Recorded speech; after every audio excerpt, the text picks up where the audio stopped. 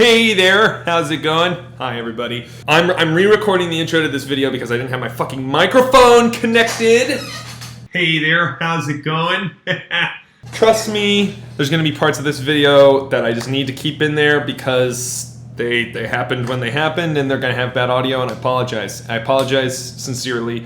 Please don't hate me. Today, I've got an audition right in the middle of the day. It's just a one-scene character. And I'll be filming this on my phone. I'll document my experience going to the audition, the building that I'm gonna be in the middle of fucking Times Square. Yeah. I apologize for the occasional lack of audio quality, but thankfully this is not a podcast. This is a video. So, all right, enjoy.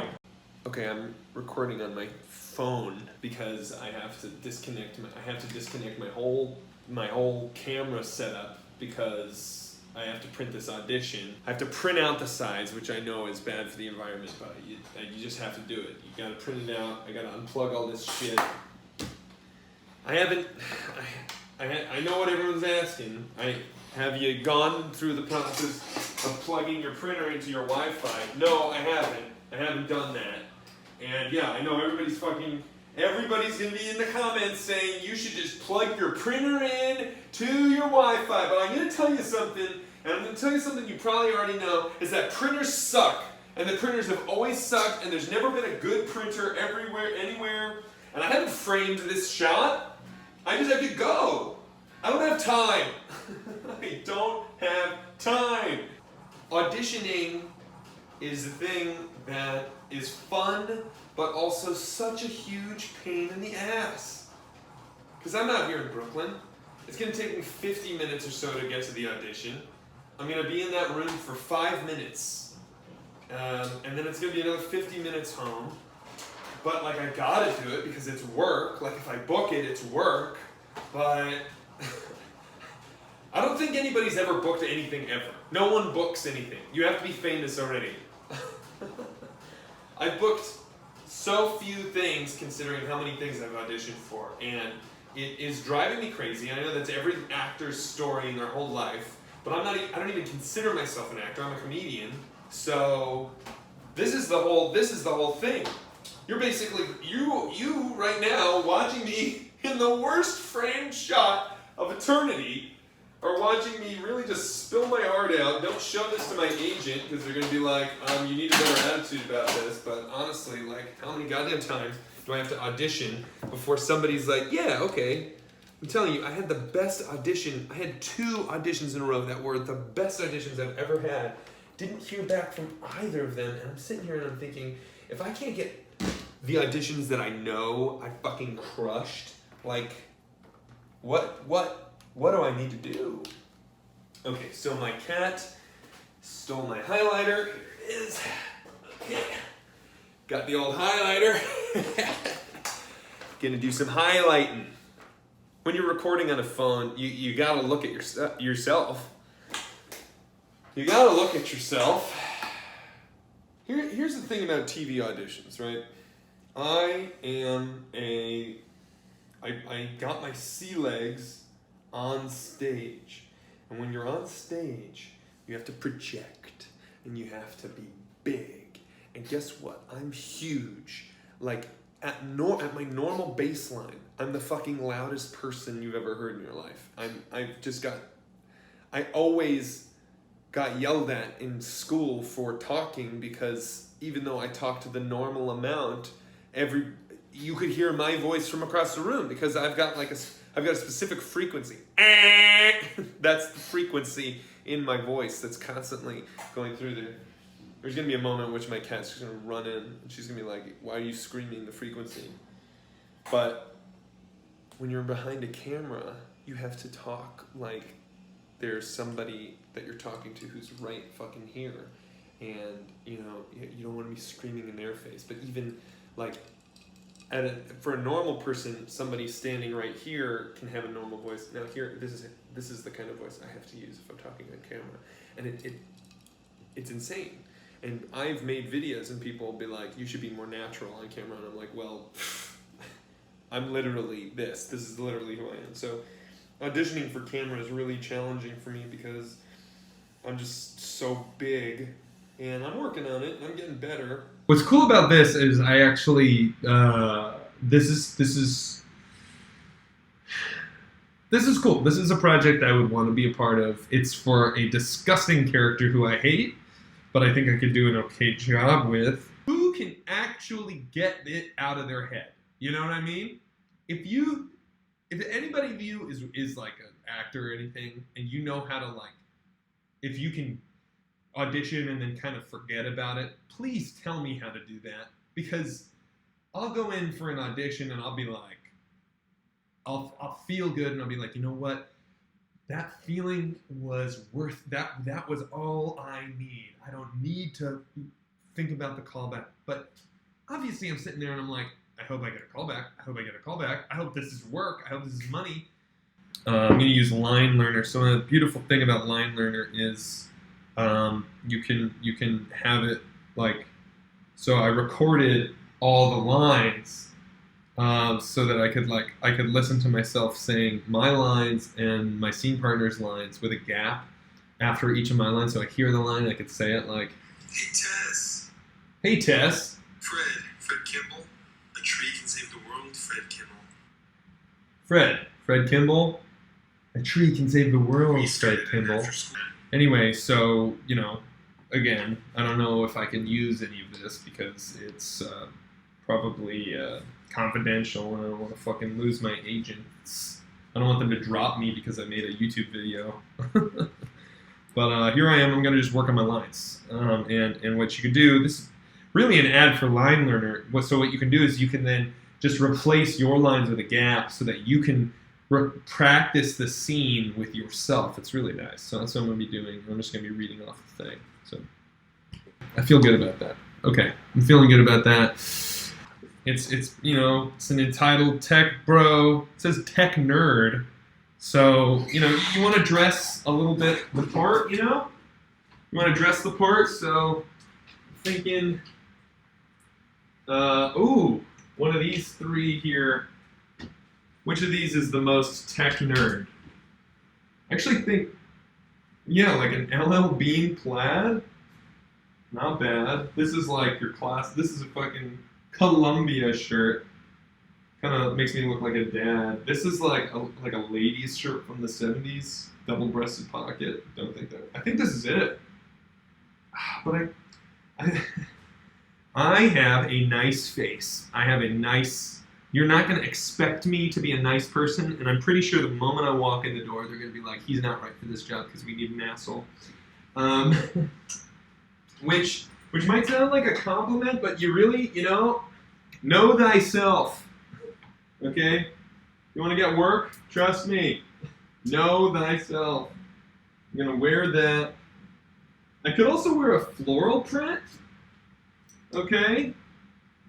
Do a floral print maybe, but that's not tech nerd enough. Okay, but then there's this banana print. This is fun. It's like a douchebag would wear this. What do you think? Why do I own this? Never wear this. This is actually pretty douchey. Yeah, actually, this might be the way to go. I'm thinking like Vineyard Vines-y kind of guy. And also, the breakdown calls for someone who's 6'6", which I am not. I'm 6'1". This is the first time I'm going to be too short for an audition. Usually it's like, we need someone who's like 5'4" or 5'9". Like, we need someone who's average height, which I guess is 5'10" or some shit. I don't know. Yeah, this is like, what's up? Did I get a blowjob? It's imperative that you read, that you know the lines. Different casting directors are different. What a fucking thing. Different casting directors are different. But something that my old teacher told me was like, always follow the punctuation. That's really helpful. Come in there, know your lines. That's why I like to run it over and over again, because I can memorize fairly easily, but like I'm going to be playing the lines on my phone as I ride the subway in. And then you want to wear and then like, yeah, you want to bring your own thing to it, right? And I guess I'm still working on that aspect a little bit. I think part of that is like, how do you see this person? Who is this person to you? And so like for me, I'm bringing a specific person from my life to this that I have a whole fucking biography for. I guess if you were like, oh, tell me more about this guy, I'd be like, well, he was the biggest dude on the football team, but he never played because he hated pain, right? He cried a lot, so he held the clipboard. And even though he was a massive dude, he was a bit of a, what's the most sex-positive way of saying wuss? Wuss? Maybe it's wuss. A weak person who is trying so hard to be machismo, but very brilliant, very lonely, doesn't know how to communicate with other people well, and ultimately is very sad. Okay, loves chili. Loves chili. That's the kind of detail I'm bringing to the role here. Yeah, okay, he's loving chili. He loves chili. So yeah, and then I'm just like going through and going over it as many times as I can so I can find those moments, trying to make it seem natural, trying to make it seem like it's coming out of a real person. Like, don't you remember me, dude? We started a club together. So, okay, so I'm working on the script. And then you don't want to overwork it, because if you overwork it, then it's not natural anymore. And then you bring in your suggestive, not like, don't go overboard with the costume, but like your suggestion for what this person looks like. And then I'm going to sit there in the fucking waiting room, and there's going to be a lot of people who look just like me. And so I'm gonna document that whole process. Like, I'm gonna show you what it's like to get on the subway. Then you're on the subway on the way home, and then you just play Nintendo because you're like, it's a 45-minute subway ride. All right, walking to the old subway train wearing my inexpensive aviator knockoffs from Amazon that were highly rated by the wire cutter. That's right, baby. I am your typical sensible young adult. I get recommendations from the New York Times owned review site, The Wire Cutter. Despite my fucking objections to the way that they treat their workers and are destroying other companies and our planet, I buy everything on Amazon because it's convenient. I am a hypocrite. Got my audition slides right here. Gonna just run them over and over again in the train because that's what you do.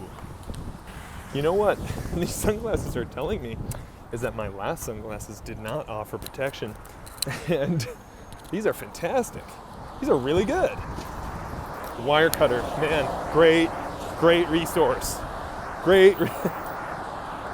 I'm that fucking, I gotta stop swearing. I'm that age where I call good websites resources. That's how you know who I am. Well, that's a great resource. Doing this audition, you know. I think I could get it, but I really do think, I'm trying not to self-sabotage because I don't think that by saying I don't think I'm gonna get it, like, I'm not trying to sound like, I'm not gonna get this one. But like, it literally calls for a 6'6" person, and casting directors, especially for a person who's only gonna be in one scene, I would say the odds are against me because I'm not 6'6", 6'1". So, I mean, but 5 inches. I'm not gonna wear heels for this. I could. I'm not saying I don't want to. I'd wear heels. I got size 13 feet though. Those are gonna be fucking expensive. Ooh, we gotta swipe again. Is this my first day? Oh my god. When I have to swipe a second time, I feel like my masculinity is being chopped off.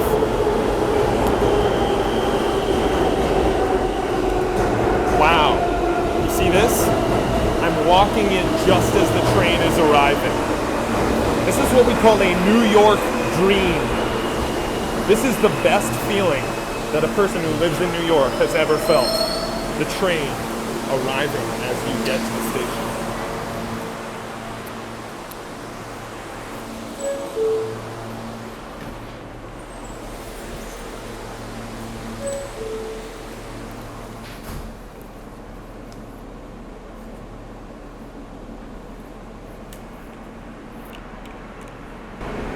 It's pretty nice in here.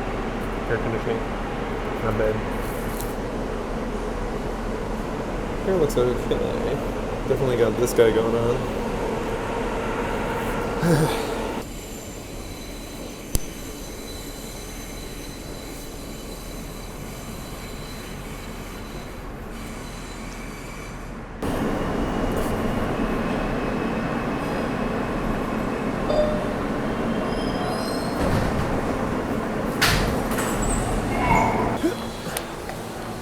Yeah, pretty cool. I go 2 steers at a time. I'm white.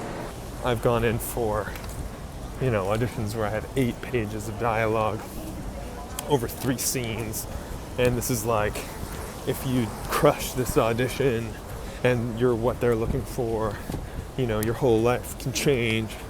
This is kind of like, even if I book it, I'm not going to see that many direct changes to my life. Am I walking the wrong way? I am. Wow, I'm walking the wrong way. What a fool. Yeah, I'm not freaking out, but I am talking about it. And you can make the argument that because I'm talking about it so much that, wow, look at those elephant ears. Damn, my elephant ears are barely the size of my hand. They keep dying. Need more direct sunlight. That's true. I mean, what am I gonna do? I'm not a fucking horticulturist. I got plants, all right? I got plants. I'm a guy who's got plants. Ain't me? Yeah, I'm just a guy who's got plants. I ain't no fucking horticulturist. I get it. Every like world destination city has their version of Times Square. Barcelona has the Ramblas. Paris has there's a song about it. Shit. It's a long avenue. God damn, now I can't remember it. And my point is ruined. Times Square is awful. I don't think anybody likes it. I don't think there's a single person who is like, wow, that was positive. It's a negative experience, 100% of the time. So many people. And I mean, it's a fucking Tuesday afternoon. It's a Tuesday afternoon. I'm about to show you how many people there are going to be. I'm in New York, baby! Wow, look at these tall buildings. Wow, look at these very loud cars. Wow, look at this huge ad for Snapchat.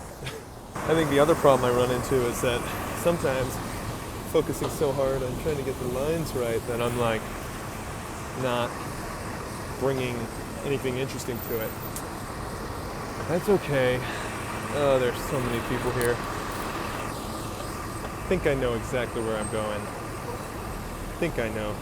I guess I'm gonna not stand in the street.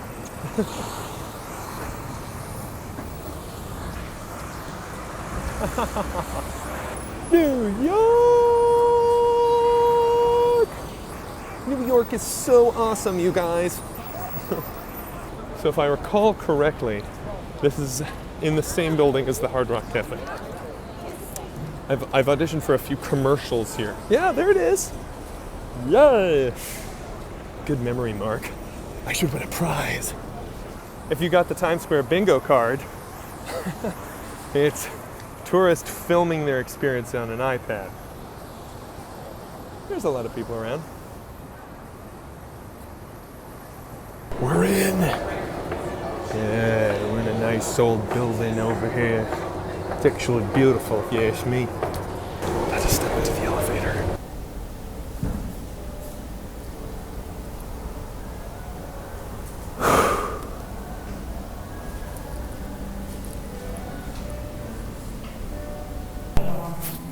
Your bronze, I said? Abroad. Abroad. Oh, there you are. Come on, sit. I'm Amelia.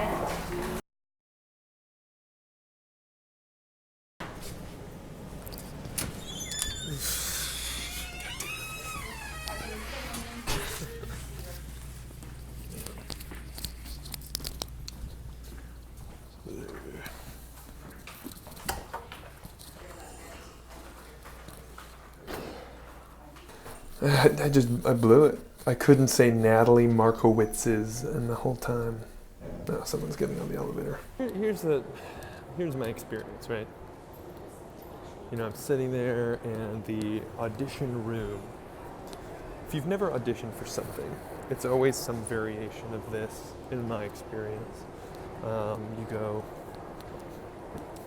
to the audition room, there's like a waiting room, and other people, you know, the auditions typically happen in a few different places around the city, but there'll be a number of auditions happening concurrently.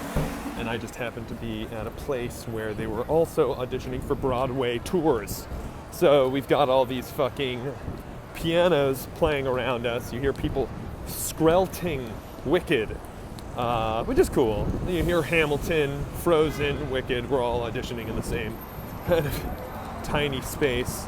And there's this nervous energy because everyone, you know, you can't feel good when you're about to audition. You're like, oh my God, especially for the people who are auditioning for Elphaba in Wicked, right? Like they're on the, you know, edge of like a really significant job. And so that audition room is miserable. It's full of just nervous energy. There was this old man just pacing back and forth. And then a bunch of kids started showing up. So they must be auditioning kids for one of these roles. So, you know, you do everything you can to maintain your level of sanity, which is impossible. So, whatever, I'm just like trying to be calm. Then I go in there and I'm trying to be nice to the casting director. It's a casting associate. We have a great conversation. It was actually really nice. And I guess that's the win of today, is that I had a positive interaction with this woman. But I don't think my performance did it. I did it once. She had a good note for me. I did it. Then I couldn't get started. I screwed up a few times, which is fine. They don't care if you screw up a few times. Oh, and so I guess if you've never gone to an audition before, oh, I'm watching a kid get spanked. Oh, wow. Welcome to New York. So if you've never been to an audition before, especially in New York, basically you're standing with a casting associate and a camera. What matters is how I come off on camera. So they've got this little, like, you know, shitty camcorder there on a tripod, and you're really just trying to perform for the camera. And I don't know. The person, I couldn't say Natalie Markowitz's. Like, I was supposed to say, oh, you wouldn't even let me cop a feel off you at Natalie Markowitz's Sweet 16 party. But you hear that? Natalie Markowitz's Sweet 16 party. Fuck you. How dare you write that into your wine? Natalie Markowitz's Sweet 16. Okay. You couldn't have thought of a easier last name. Whatever. Natalie Markowitz's Sweet 16. Witz's Sweet. Like no one would, everybody, I would say 9 times out of 10, someone's stumbling on that. So I kept stumbling on it and it took me out of it. And for a one scene, again, you just have to be in it. You know, if whatever. So, now begins the long journey home. The upshot of an audition like this is I'm not going to think about it at all because I know I didn't get it. I don't have to think about it. My train's here.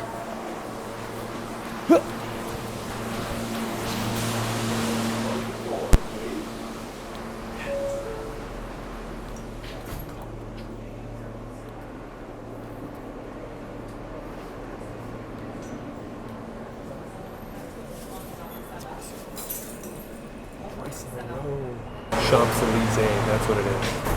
Forgot. Champs-Élysées. Came right back to me. So, you know, all's well that ends well. Alright, I'm back. Y'all are just gonna have to deal with the air conditioner because I'm dripping sweat over here.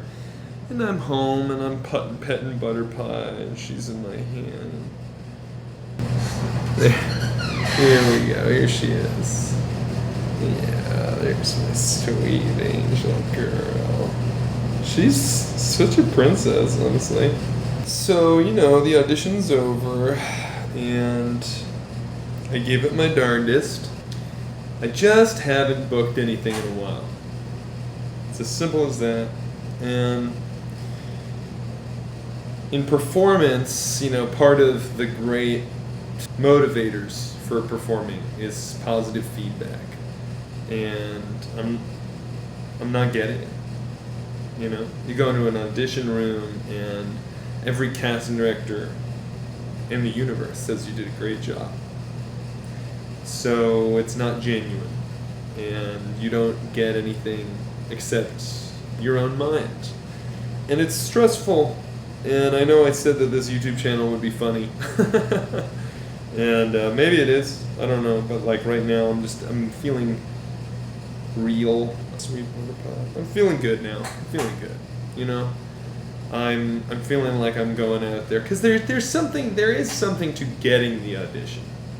At the very least, I'm getting in the room. I'm meeting the casting associates. I'm meeting the assistant casting directors, and on a rare occasion, I'm meeting the casting directors themselves. And slowly but surely, I'm building up what we call audition capital. This is the idea that you're not going to get booked for the lead role in a sitcom if they've never seen you before. You just won't. Because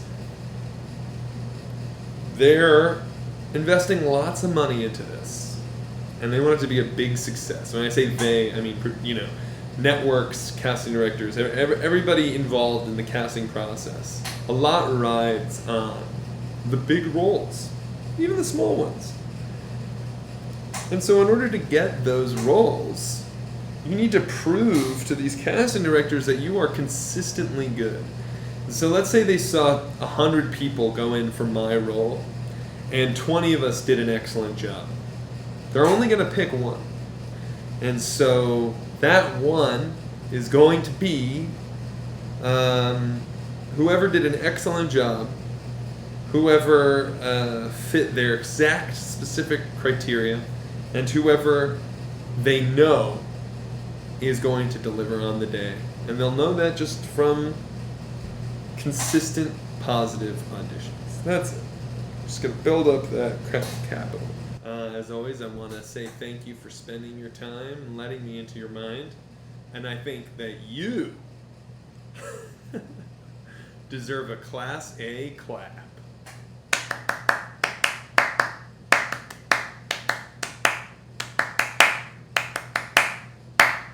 Hey-o. I'm sorry, sweetie. I know you're trying to sleep.